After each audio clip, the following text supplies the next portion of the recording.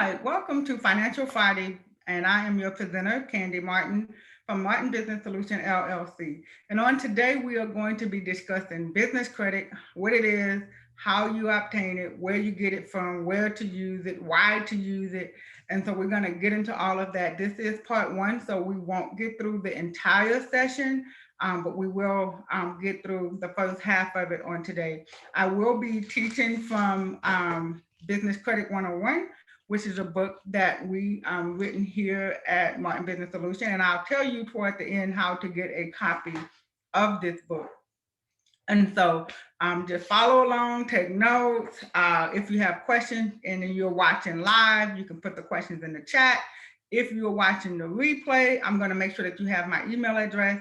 And so that you can send your questions in via email, and we will get to everyone as soon as possible as far as responding to your question. All right, so let's go ahead and get started with the presentation on today.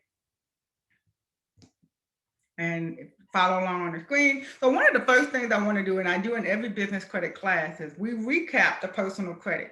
I'm gonna give a small snippet of it, not gonna do the entire portion on personal credit. If you were unable to watch last week Financial Friday, we went through from start to finish everything about personal credit. If you would like the replay of that, simply email us and we will get the link over to you at no cost. The personal credit class is available at no cost to you. You just simply have to email and request the video link in order to get it. And so one of the first things I always say in all my business classes, which is very, very important, your personal credit does matter. I know there are a lot of talk out there about what you can do with business credit, regardless of how your personal credit is, and that has some truth to it. But here at Martin Business Solution, we want to look at the entire situation. You want to be able to put yourself in the best possible position when it comes to your business. You do not want to have to rely on any personal guarantee from someone else because your personal credit is not where it needs to be. So to build business credit, you do not have to have good personal credit. However, it can delay you from doing certain things because at some point, especially when you're first starting off, building your business credit, your personal credit will play a very important role. In some cases, if you're getting a $50,000 loan or a $100,000 loan, and you're just starting, because we are going to teach you how to do that. So if you're just starting out, at some point, you may have to go on record as a personal guarantee that says, hey, if my business doesn't succeed, I will step in. And in order to do that, your personal credit will need to be of a good score. So we'll talk a little bit more about that, but I do want to make sure that I explain that in your business credit building process, you should make sure that your personal credit is intact, or at least working on your personal credit.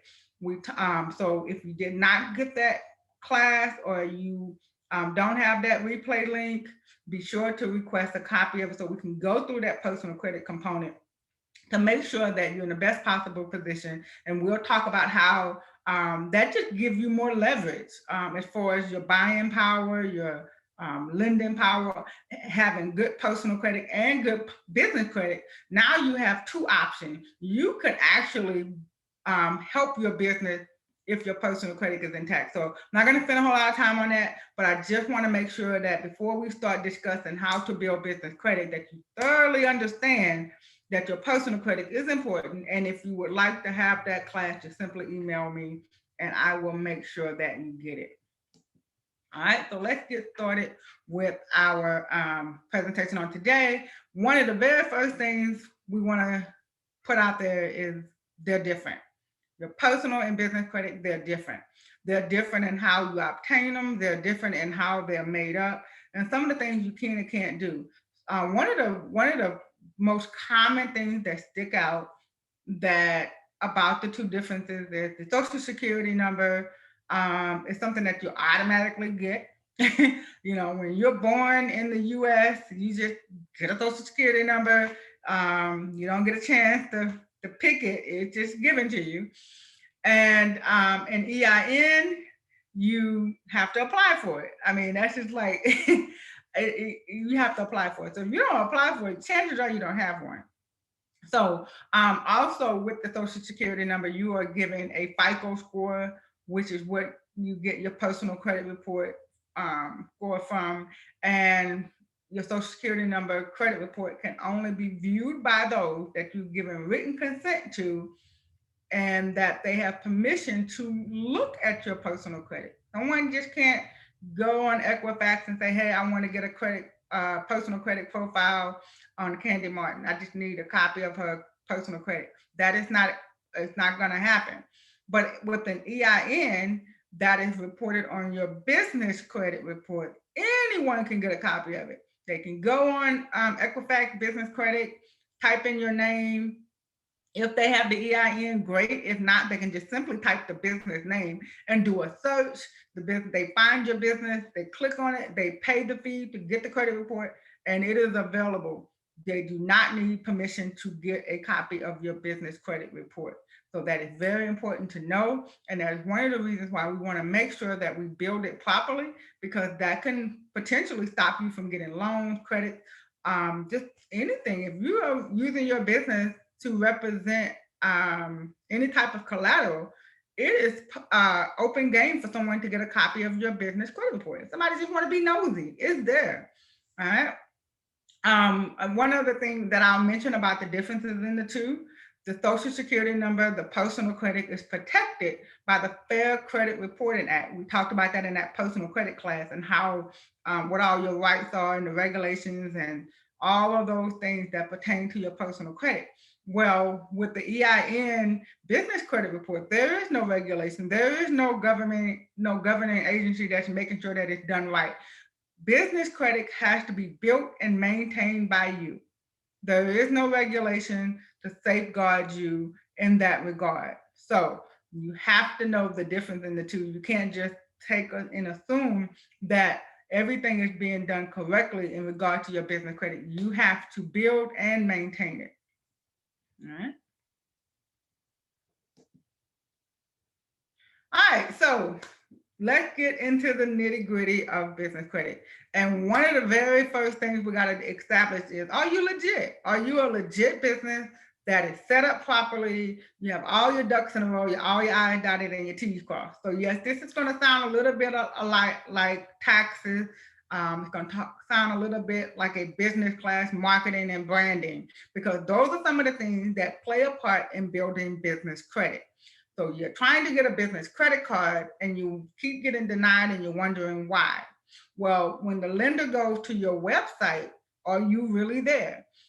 Is your address correct? Is the address the same on your website as the address that you put on this application? Yes, the website does matter. Is your name spelled the same? What about the phone number? Is there a phone number listed on the website, the same number that you put on the application, the same number that's on your business card? If you put an address, when they go to Google Earth to search it, does it really show up as a business or does it show up as a house? So we're going to talk about all of those things in this next couple of minutes. And yes, all of those things do make a difference. And like I said, I do have all the fine details in this book, but I'm going to cover as much of it as I can in this short time frame. We got about 20 minutes to go, so stick around. And like I said, if you have any questions, feel free to put them in the chat if you're watching live. And if you're not watching live and you're watching a replay, of course, simply send us an email. All right, so are you legit? When vendors and creditors and lenders go to review your application, part of that process is they're gonna double check every line item. You put on the application that your business address is 123 Anywhere Street. They're gonna go to Google, put that in, and if it does not match, that is potential for a declined application. So you want to make sure that all of your information is synchronized.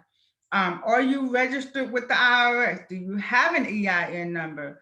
Are you registered with your Secretary of State? Are you in good standing? You know, when they go to the Secretary of State page and they pull up your business, does it say standing, filing is in good standing? Or is it that, you know, it's not in good standing? That is a ground for denial. We want to make sure that when they go to your website that it actually works. You know, and I don't want to click on a button and it says, oops, you know, this website can't be found. Those are things that could potentially get your application declined. All right. Also, to build strong business credit, you want to make sure that you have a business phone that is registered with 411. Now, we're talking about building a strong credit report. So let me back up just a second. Remember earlier I talked about the Social Security number and the EIN are different. Well, you know, with the Social Security number on the credit report, getting an 850 is like, yay, this is out of this world awesome, because that is a perfect credit score as of right now at 850. Well, in business credit, a perfect credit score is 100. Isn't that amazing? I mean, why couldn't it be like that for personal? But a 100 is a perfect business credit score. Now, the reason why I bring that up is because when you get your EIN number, you actually get a business credit score also. So if you haven't been building your business credit, your score is potentially not that good. So typically you get about 10 points just for getting your EIN, because you get it in the database. Once they get to your EIN and they put you in the system, and we're going to talk about that system, what it is and how to get in it and all of that. We're going to talk about that next. But you want to make sure that your business is legit, because if you're not registered, you don't have a number. And so there is a credit score for the business. And so you don't want to just have a 10 credit score, or you don't want to have a 0 because you're not sociable. You have to be registered with your EIN, and you need to be registered with your state. All of that plays a part with lenders, especially banks. They truly look at your Secretary of State standing, because it is part of their rules and regulations and guidelines that they only lend money to businesses that are registered and in good standing. That is one of their checklist items. And if you need more information on how to set your business up, how to properly maneuver all those things, we do have a class on that as well. So if you need any of that, let us know about our business setup class. Are you legit? All right. So you want to make sure that your legal name of your business matches everywhere. If your business name is ABC 123 LLC, you want to make sure that that is displayed on your business card, your website, your Google profile, and anywhere else that your business is sociable. So we'll talk about some of those other places as well. So you want to make sure that those are synchronized. You want to make sure that your if you have how many employees you have. If you put on your application that you have 5 employees, but on the Secretary of State page, it says you only have 1, you want to make sure that all of your information is synchronized. So what you could do, which is what I would have clients do if they're building business credit, is to get a sample of our business credit application. So yes, we do have a dummy business application that you can look at, fill it out, and everything that you cannot answer, that'll give you sort of like a guide or a roadmap of where to start. So you want to make sure that you're able to answer all those questions, like what is your website URL, what is the address, are you registered, and all those things are very, very important. So you want to make sure that you register your phone number with 411, and let's say you say, well, I only have a cell phone. I don't have a business landline. It's a lot of businesses that don't have landlines. So there's you still have to get registered with 411, and it does not need to be your personal cell phone. You do need to have a business phone. Now there are a plethora of things that you can do as far as a business phone. There are so many different companies. A lot of the cell phone companies, even the company that you're currently with, they can also assign you a business line number. It just needs to have it differentiated, and it needs to be registered to your business. That business cell phone needs to have your business cell phone address and everything, your business name. It needs to be registered so that you can then in turn get it registered with 411.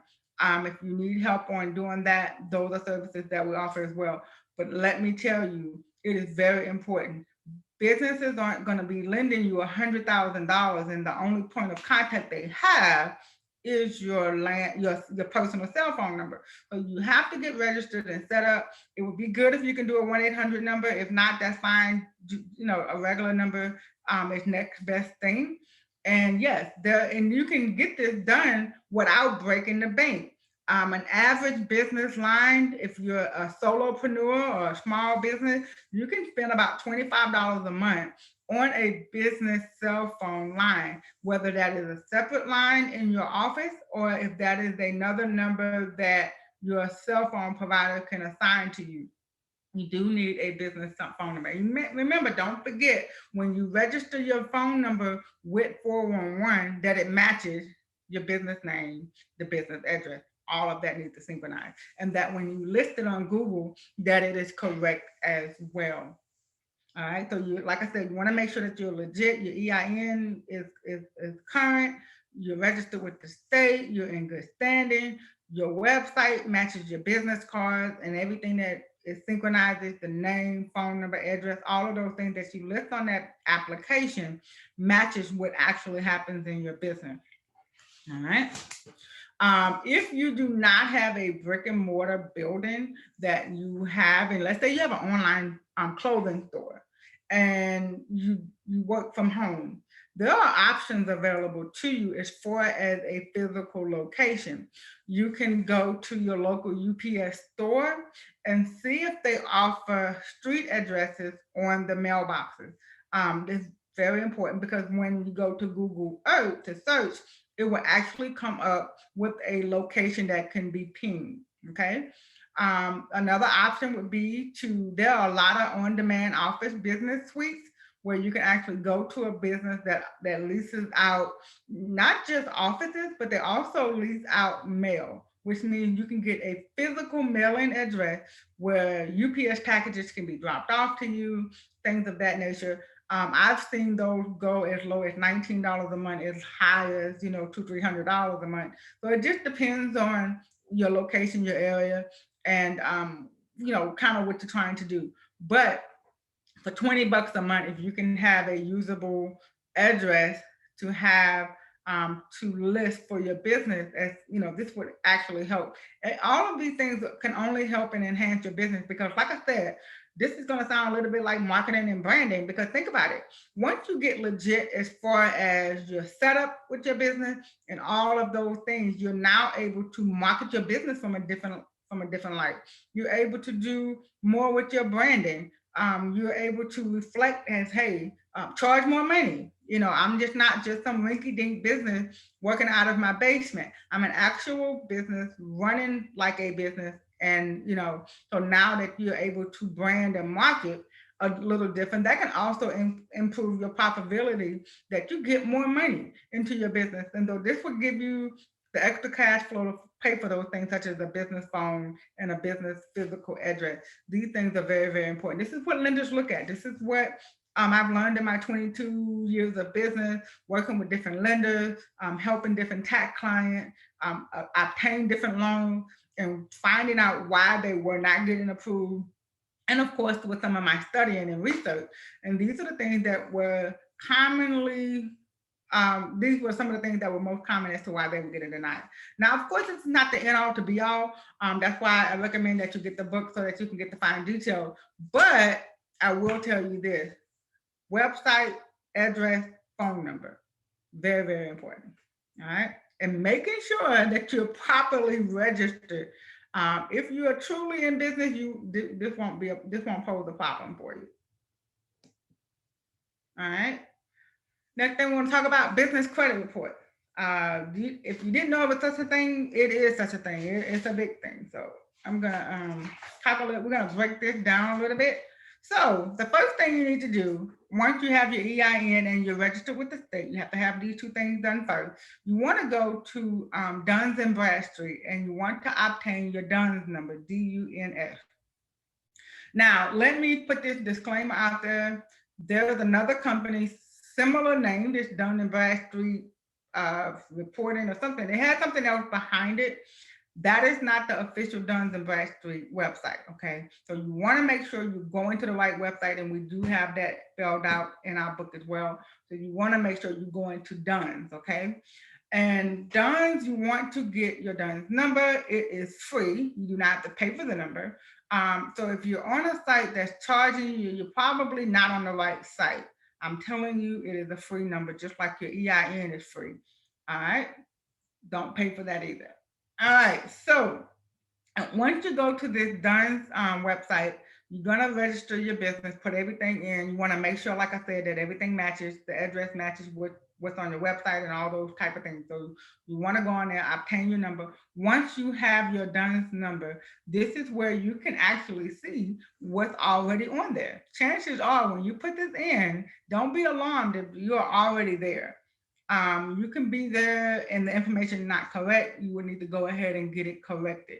If you do not find your business, which is rare, if you've already registered and if you've been registered for some time, put it like that, then now if you do it all in the same day, chances are you're not going to see yourself. But if you've been in business a while and you go there and you don't see your business name, chances are you're entered there in another. If something's not right, maybe you had an old EIN, but if you've been in business for a while, you're already listed on this website. So you want to pull your business up. Once you get the number, you want to correct anything that's incorrect, like the spelling. Spelling of a business name is so important. You would be surprised of how this could throw the whole thing off. So you want to make sure all of your information is correct. And once you're there, you're going to see your paydex score, PAYDEX. Well, we see right here in this middle circle, the paydex score. Your paydex score is what is used to determine the status of your business. That's where you get your 0 to 100 credit score. A 70 is fair, 80 is good, 100, of course, is excellent. So anything below a 70, we definitely want to work on that score. All right, so once you have your paydex score, let me tell you another little sidebar about this paydex score. When you're doing business in the US and you're on your personal credits, for example, creditors go to Equifax, Experian, or wherever they're going to go, and they get your FICO score. Well, in business credit, well, in personal credit, your FICO score means nothing in Paris. It means nothing if you're doing business in Dubai because they don't use that system. Well, the paydex score is worldwide. It is used everywhere. So let's say you need a vendor. Like I said, you're selling clothes. Let's just go with clothes for today. And you find a lender in France that you want to do business with, and they pull your paydex score because it is a universal score. And so they have access to your business credit. So that is another thing that is different with personal and business credit. Business credit is worldwide. Personal credit is here in the US. So you want to make sure that your paydex score is because even if you're doing business with a company here, their home office could be in England. So you want to make sure that you have your paydex score. All right. Business credit reporting. There is Duns and Bradstreet, which we just mentioned. There's Equifax, and then there's Experian Credit. So those agencies have a business credit department. All right. And that's where we're going to talk about. We want to make sure, and next week we're going to talk about vendors and what type of vendors you want to use, what type of businesses you want to do business credit with. You want to find out who's reporting and who's reporting where. So we'll talk about that on next week. But one thing we want to make sure is that you have some type of monitoring for your business credit. Personal credit, you would have to get something like what is that? Credit Karma and things like that to monitor your personal credit. Well, you want to take that same principle into your business credit. And the reason being is because you don't want to start working on your business credit, building it, getting these accounts, and getting your score go up to only have it compromised because you are not watching you're not monitoring your business credit. So business credit does need to be monitored. It is something you do have to pay for, unfortunately. But there are some sites that offer maybe like, hey, free trials and things of that nature. Make sure you read the fine print. Don't pay for anything you don't need. Make sure that you have a complete understanding. Don't get scammed or anything like that because there are some scammers out there. But we do have, we can help you with that as well. So you want to make sure that you're monitoring your business credit. All right. All right, so went too fast. All right, so what we're gonna stop here, and on next week we're gonna do part 2. We're gonna talk about the vendors, what type of creditors extend credit to small startup businesses, how to get credit for larger companies, how to get business loans, where to start, what's the best places. We're going to even talk about some of the retail account. And no matter what type of business you're in, even if you're in a service-based business, we're going to talk about what's called a fleet account, which you would think only truck drivers would have. We're going to talk about how that is available to any and everyone that is in business. So just a kind of a quick recap, we want to make sure that you understand that the social security number, your EIN numbers are different. They're used differently. We want to make sure that everything synchronizes, business name, address, phone number. You register with 411. Your business is registered with the state. You want to make sure that your branding and marketing matches with your products and services. And once you get once you get everything legit, we're going to actually have a class later this month about pricing and how to close sales. When you have all these things in place, even though this is for loans and credit cards, this will also help you in your branding and marketing as far as your pricing, how much to charge. When you're truly set up properly, you're in a position to charge more because you have less of a risk to your client. And so we're going to talk about that as well. So right now, what I want to do is pause the recording so that we can open it up for Q&A. So on next week, make sure that you join us for Business Credit Part 2. If you have not registered, please do so today. Don't wait, because we only allow 25 persons per class. And so once we reach that mark, you will not be able to register, and you would have to wait for a replay link, pay for a replay link, and not be able to ask live questions. And so we also want to thank the AK Legacy Foundation for doing a scholarship to offer some people to attend this class at no cost. If you want more information about that, do what?